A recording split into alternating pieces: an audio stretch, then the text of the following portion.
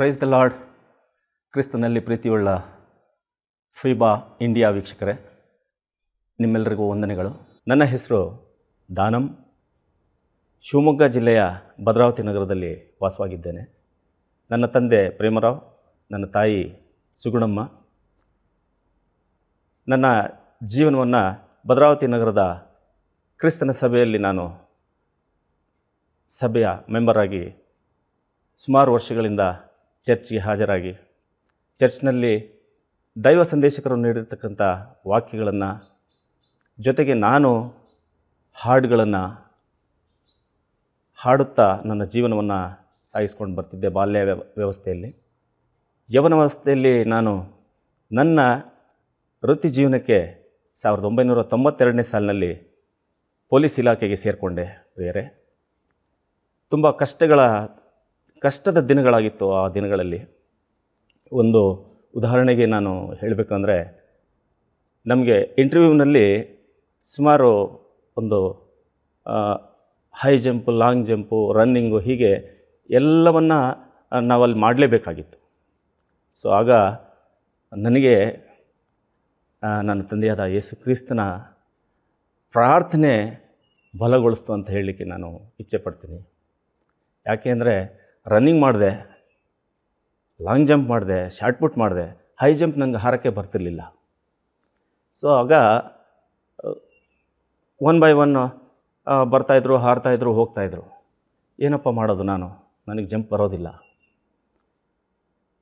ಒಂದು ಕ್ಷಣ ಪ್ರಾರ್ಥನೆ ಮಾಡಿದೆ. ಪ್ರಿಯರೇ, ನಾನು ನೆನೆಸ್ಕೊಂಡೆ, ಅಪ್ಪ ಕಾಪಾಡಪ್ಪ, ಇಷ್ಟೇ ನಾನು ಹೇಳಿದ್ದು. ಪೋಲ್ ನೋಡಿದೆ, ಪೋಲ್ನಿಂದ ಮುಂದೆ ಸ್ಟೆಪ್ ಹಾರದೆ ಅಷ್ಟೇ. ನನಗೆ ಏನೂ ಗೊತ್ತಿಲ್ಲ.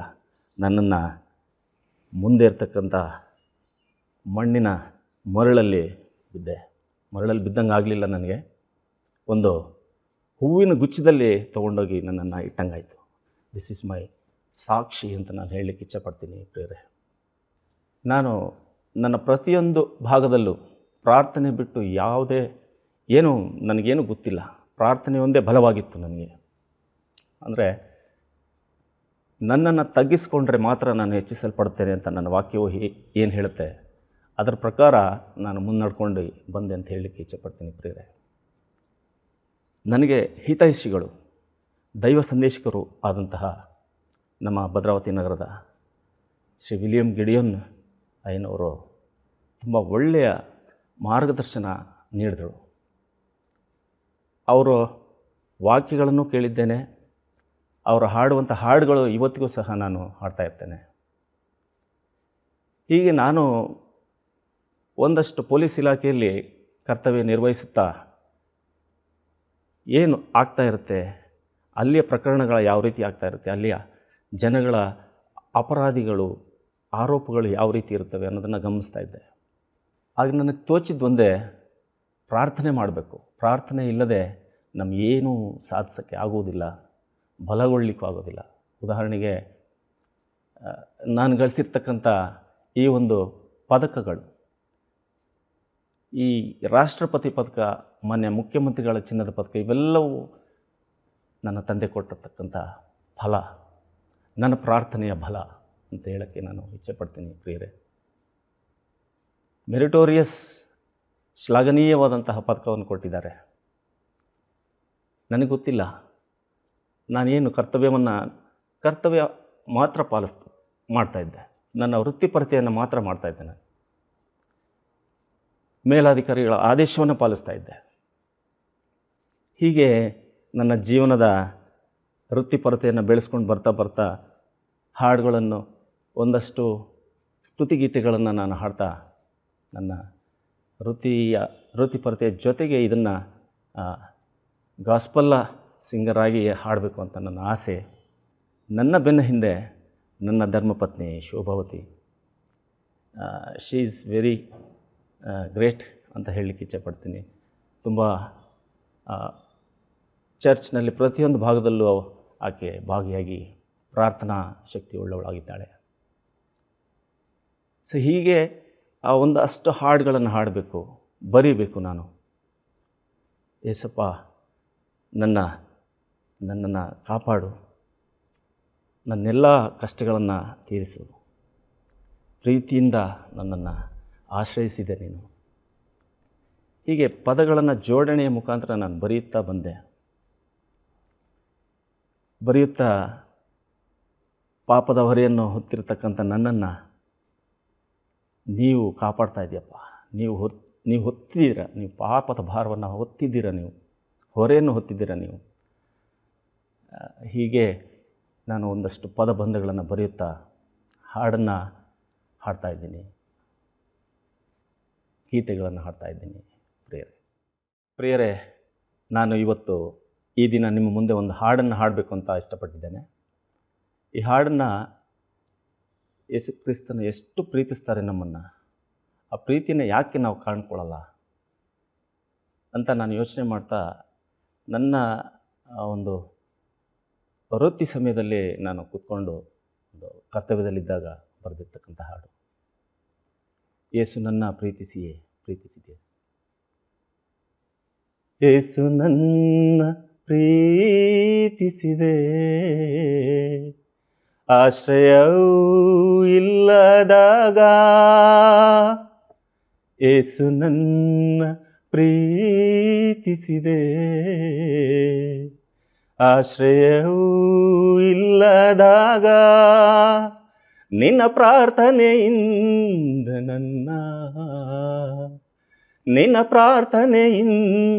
ನನ್ನ ಗಾಢಾಂಧಕಾರವು ತೊಲಗಿತು. ಯೇಸು ನನ್ನ ಪ್ರೀತಿಸಿದೆ, ಆಶ್ರಯವೂ ಇಲ್ಲದಾಗ. ಸೊ ಹೀಗೆ ಈ ಹಾಡನ್ನು ಕೂತು ಒಂದೆರಡು ಸಾಲುಗಳನ್ನು ಪದಬಂಧವನ್ನು ಬರೆಯುತ್ತಾ ಹಾಡ್ತಾ ನಾನು ನನ್ನ ವೃತ್ತಿ ಜೀವನದ ಜೊತೆಗೆ ನನ್ನ ಗಾಸ್ಪಲ್ ಹಾಡನ್ನು ಕೂಡ ಹಾಡ್ತಾ ಹೋಗ್ತಾ ಇದ್ದೇನೆ. ಸೊ ಮುಂದೆ ಈ ಹಾಡಿನ ಎಲ್ಲರೂ ನಮ್ಗೆ ಯಾರೂ ಇಲ್ಲದೇ ಇದ್ದಾಗ ಆಶ್ರಯ ಯಾರಿದ್ದಾರೆ ನಮಗೆ? ನನ್ನ ಪ್ರೀತಿಯುಳ್ಳ ಯೇಸು ಬಿಟ್ಟರೆ ಯಾರೂ ಇಲ್ಲ ನನಗೆ. ನನ್ನ ತಂದೆ ಬಿಟ್ಟರೆ ಯಾರೂ ಇಲ್ಲ ಅಂತ ನಾನು ಹೇಳಲಿಕ್ಕೆ ಇಚ್ಛೆಪಡ್ತೀನಿ. ಪ್ರಿಯರೇ, ನನ್ನ ಪಾಪದ ಹೊರೆಯ ನೀನು ಹೊತ್ತಿರುವೆ ನನ್ನ ತಂದೆಯೇ.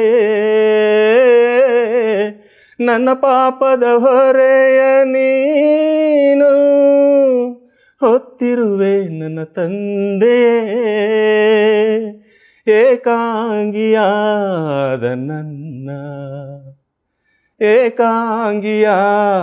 ನನ್ನ ಕೈ ಹಿಡಿದು ನೀ ನಡೆಸಿದೆ. ಯೇಸು ನನ್ನ ಪ್ರೀತಿಸಿದೆ, ಆಶ್ರಯವೂ ಇಲ್ಲದಾಗ. ಹೀಗೆ ಹಾಡುಗಳನ್ನು ನಾನು ಬರೆಯುತ್ತಾ ನನ್ನ ಯೇಸು ಕ್ರಿಸ್ತನ ನನ್ನ ತಂದೆಯನ್ನು ಸ್ಮರಿಸುತ್ತಾ ನನ್ನ ಜೀವನವನ್ನು ಸಾಗಿಸ್ತಾ ಇದ್ದೀನಿ. ಪ್ರಿಯರೇ, ಒಂದು ನಾನು ಏನು ಹೇಳಿ ಬಯಸ್ತೀನಿ ಅಂತಂದರೆ, ಈಗಿನ ಯುವಕರು ಯವನಸ್ಥರು ಪ್ರಾರ್ಥನಾ ಬಲವನ್ನು ಹೆಚ್ಚಿಸ್ಕೊಳ್ಬೇಕು. ಪ್ರಾರ್ಥನೆ ಇಲ್ಲದೆ ನಾವು ಏನು ಸಾಧಿಸೋಕ್ಕಾಗಲ್ಲ. ಪ್ರತಿದಿನ, ಪ್ರತಿ ಗಂಟೆ, ಪ್ರತಿ ಕ್ಷಣ ಈ ಒಂದು ಪ್ರಾರ್ಥನಾ ಬಲವನ್ನು ಹೆಚ್ಚಿಸ್ಕೊಳ್ಳಿ, ಪ್ರಾರ್ಥನೆ ಮಾಡಿ. ಹಾಗೆ ನಮ್ಮನ್ನು ನಾವು ತಗ್ಗಿಸ್ಕೊಂಡಾಗ ಮಾತ್ರ ನಾವು ಹೆಚ್ಚಿಸಲ್ಪಡ್ತೀವಿ ಅಂತ ನಾನು ಈ ಒಂದು ಸಮಯದಲ್ಲಿ ಹೇಳಲಿಕ್ಕೆ ಇಚ್ಛೆಪಡ್ತೇನೆ. ನೀವೆಲ್ಲರೂ ಈ ಒಂದು ನನ್ನ ಪೊಲೀಸ್ ವೃತ್ತಿಯ ಜೊತೆಗೆ ನಾನು ಒಂದು ಸೇವೆ ಮಾಡ್ತಾಯಿದ್ದೀನಿ ಅಂತ ಹೇಳಲಿಕ್ಕೆ ನಾನು ಈ ಸಮಯದಲ್ಲಿ ಇಚ್ಛೆಪಡ್ತೀನಿ. ಪ್ರಿಯರೇ, ನಾನು ವೃತ್ತಿಯಲ್ಲಿ ಪೊಲೀಸ್ ಇಲಾಖೆಯಲ್ಲಿ ಕೆಲಸ ಮಾಡುವಾಗ ತುಂಬ ಪ್ರಕರಣಗಳನ್ನು ನೋಡಿದ್ದೇನೆ.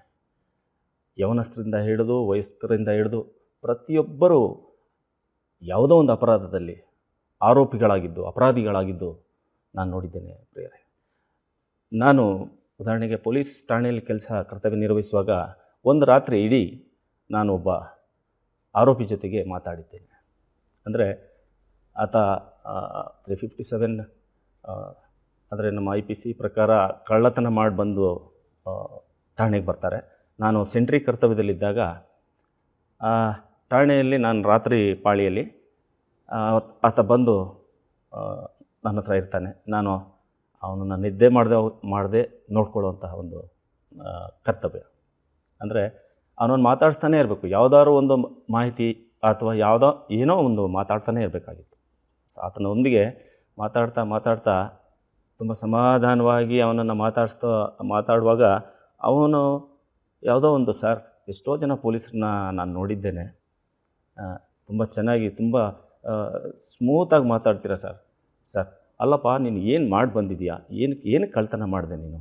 ಸೊ ನಾನು ಕೇಳಿದಾಗ, ಸರ್, ನನಗೆ ನಮ್ಮ ವಾತಾವರಣ, ನನಗೆ ಕುಟುಂಬ ಪರಿಸರ ತುಂಬ ಕಷ್ಟ ಇದೆ ಸರ್, ನಮಗೆ ಕೌಟುಂಬಿಕವಾಗಿ ನಾನು ಸಮಸ್ಯೆಯಲ್ಲಿದ್ದೇನೆ ಅಂತ ಹೇಳಿದ್ದು. ಆತನಿಗೆ ನಾನು ಒಂದಷ್ಟು ನೀನು ಬದಲಾವಣೆಗೊಳ್ಳು, ನೀನು ಯಾಕೆ ಹೀಗೆ ಮಾಡ್ತೀಯ ನೀನು ಅಂತ ಸಮಾಧಾನವಾಗಿ ಬೆಳಗ್ಗೆ ಎದ್ದ ಮೇಲೆ ಅವನಿಗೆ ಟಿಫಿನ್ ಮಾಡಿಸಿ ನಾನು ಬಸ್ ಚಾರ್ಜ್ ಕೂಡ ಕೊಟ್ಟು ಕಳಿಸಿದ್ದೆ. ಒಂದು ತಿಂಗಳ ನಂತರ ನನ್ನ ಹತ್ರ ಬಂದ, ಸರ್, ಇವೆಲ್ಲ ಮಾಡೋದು ಬಿಟ್ಟಿದ್ದೀನಿ ಸರ್, ನಾನೀಗ ಕೆಲಸ ಮಾಡ್ಕೊಂಡಿದ್ದೀನಿ. ಸೊ ಇದು ನನ್ನ ಕರ್ತವ್ಯದ ಅಡಿಯಲ್ಲಿ ಬಂದಿರತಕ್ಕಂಥ ಉದಾಹರಣೆಯನ್ನು ನಾನು ಹಂಚ್ಕೊಳ್ತಾ ಇದ್ದೀನಿ ಪ್ರಿಯರೇ.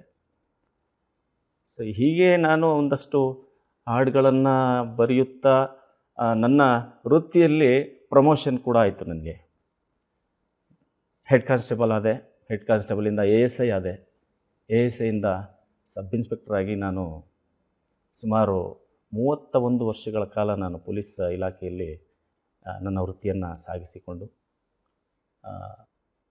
ಕೊನೆಗೆ ನಾನು ಸಬ್ ಇನ್ಸ್ಪೆಕ್ಟರ್ ಆಗಿ ನಿವೃತ್ತಿಗೊಂಡಿರ್ತೇನೆ ಪ್ರಿಯರೇ. ನಾನು ಮಾಡಿದಂತಹ ವೃತ್ತಿಪರತೆ ನನಗೆ ಸಾಕಷ್ಟು ಖುಷಿ ಕೊಟ್ಟಿದೆ. ಪ್ರತಿಯೊಂದಕ್ಕೂ ನನ್ನ ಪ್ರಾರ್ಥನೆಯ ಬಲ ಅಂತ ನಾನು ಮತ್ತೊಮ್ಮೆ ಹೇಳಲಿಕ್ಕೆ ಬಯಸ್ತೀನಿ ಪ್ರಿಯರೇ. ನಾನು ಸುಮಾರು ಅಧಿಕಾರಿಗಳೊಂದಿಗೆ ಕರ್ತವ್ಯ ನಿರ್ವಹಿಸಿರ್ತೇನೆ. ನಾನು ಚರ್ಚ್ಗೆ ಹೋಗಬೇಕು ಅಂದಾಗಲೂ ಅಥವಾ ಯಾವುದಾದ್ರು ಒಂದು ಕೂತ್ಕೊಂಡು ಎಲ್ಲರೂ ನನ್ನ ಬರವಣಿಗೆಯಲ್ಲಿದ್ದಾಗಲೂ ಸಹ ಯಾವುದೇ ತೊಂದರೆ ಕೊಡದ ಹಾಗೆ ನನ್ನನ್ನು ಅನೇಕ ಅಧಿಕಾರಿಗಳು ನನ್ನೊಂದಿಗೆ ಸಹಕರಿಸಿದ್ದಾರೆ ಪ್ರಿಯರೇ. ಸೊ ಹೀಗೆ ನಾನು ನನ್ನ ವೃತ್ತಿಪರತೆಯ ಜೊತೆಗೆ ನನ್ನ ಗಾಸ್ಪಲ್ ಸಿಂಗಿಂಗ್ ಅಂತ ಏನು ಮೇನ್ ಕಾನ್ಸೆಪ್ಟ್ ಇಟ್ಕೊಂಡಿದ್ದೀನಿ ಅದನ್ನು ನಾನು ಮುಂದುವರ್ಸ್ಕೊಂಡು ಬರ್ತಾಯಿದ್ದೀನಿ. ಸೊ ಇದು ನನ್ನ ಪ್ರಿಯರೇ ತಂದೆಯಾದ ಯೇಸು ಕ್ರಿಸ್ತಪ್ಪನ ಒಂದು ದಯೆಯೊಂದಿಗೆ ಮಾತ್ರ ಸಾಧ್ಯ ನನ್ನ ಪ್ರಾರ್ಥನೆ ಅಂತ ನಾನು ಹೇಳಲಿಕ್ಕೆ ಇಚ್ಛೆಪಡ್ತೀನಿ. ಈ ಒಂದು ಹುದ್ದೆಯಲ್ಲಿ ಇರುತ್ತಾ ನಾನು ನನ್ನ ಬರವಣಿಗೆಯನ್ನು ಬರೆಯುತ್ತಾ ಬಂದಾಗ ನನ್ನ ಮೇಲಾಧಿಕಾರಿಗಳು ನನ್ನೊಂದಿಗೆ ತುಂಬ ಸಹಕರಿಸಿದ್ದಾರೆ ಅಂತ ಹೇಳಲಿಕ್ಕೆ ನಾನು ಇಚ್ಛೆಪಡ್ತೀನಿ ಪ್ರಿಯರೇ. ಯಾಕೆಂದರೆ ಪೊಲೀಸ್ ಇಲಾಖೆ ತುಂಬ ಪ್ರೆಷರ್, ಸ್ಟ್ರೆಸ್ ಇರ್ತಕ್ಕಂಥ ಇಲಾಖೆ. ಪ್ರತಿಯೊಂದು ಕ್ಷಣ, ಪ್ರತಿಯೊಂದು ದಿನ ಯಾವುದಾದ್ರು ಒಂದು ಪ್ರಕರಣಗಳು, ದೊಂಬಿ ಗಲಾಟೆಗಳು ಇರ್ತಕ್ಕಂಥ ಇಲಾಖೆ. ನಾವು ಹೋದರೆ ಮಾತ್ರನೇ ಕೆಲಸ, ಕರ್ತವ್ಯ ನಿರ್ವಹಿಸುವಾಗ ತುಂಬ ತೊಂದರೆ ಆಗ್ತಾಯಿತ್ತು.